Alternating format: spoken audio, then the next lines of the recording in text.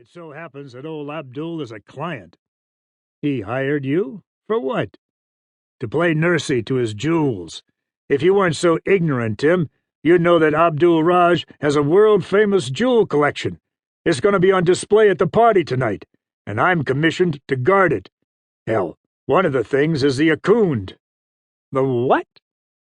Akhond.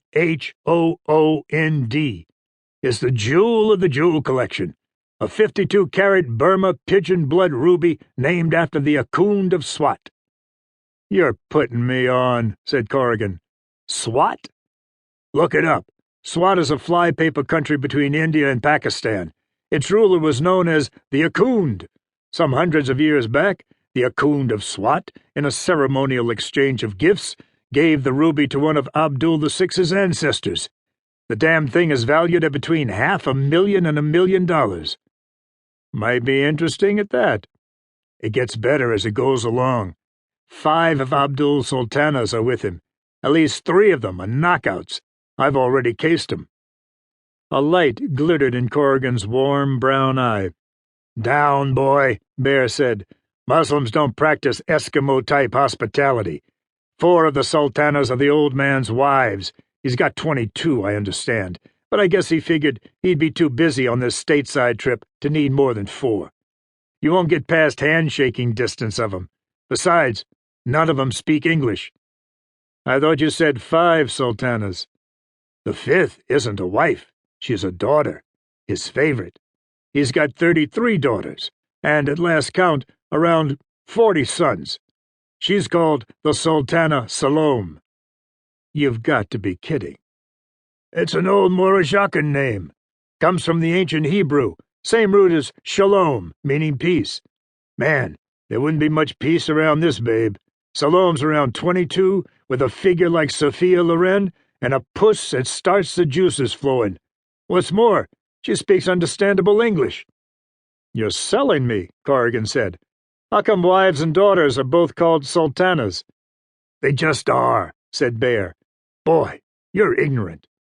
When did you learn it? Today? Yesterday, said Bear. Well, I'm in, said Corrigan.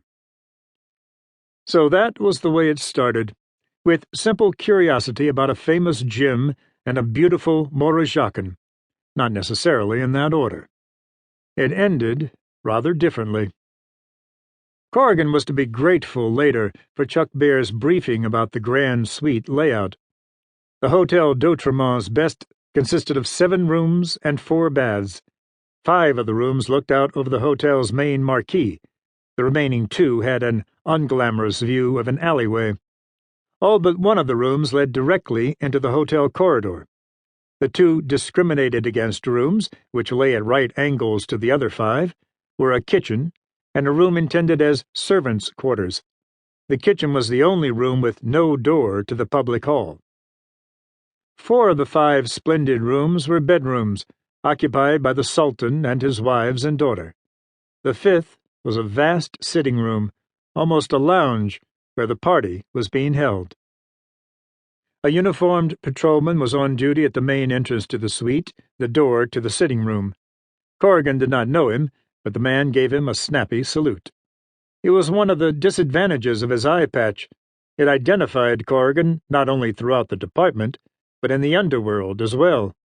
It made him unavailable for undercover work. It also turned him into a rough-and-tumble cop. If he could not hide under anonymity, he could make himself feared. Corrigan's ability to take out an armed hood with nothing but his empty hands was a legend in Manhattan's sinks. He knocked at the door.